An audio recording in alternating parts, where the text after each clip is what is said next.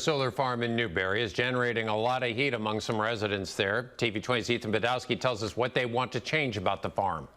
I like to tell people we live kind of in the middle of nowhere, and we like that. Mandy Wyrick is worried about her Newberry neighborhood being overtaken by a solar farm.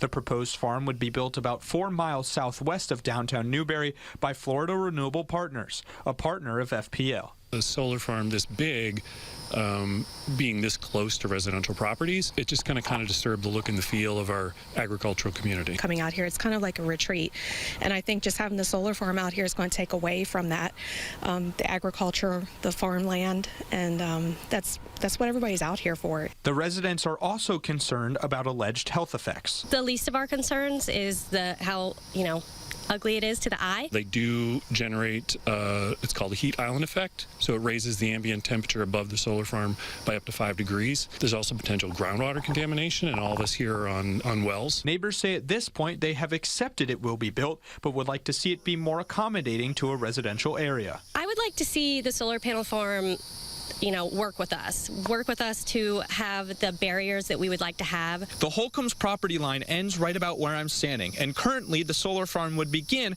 about 10 feet behind that fence. We're just looking for a 300-foot buffer, so just setting it further back so some of those environmental effects that we're worried about, those dissipate. The land purchase has been made, but Mayor Jordan Marlowe told me there is no site plan yet.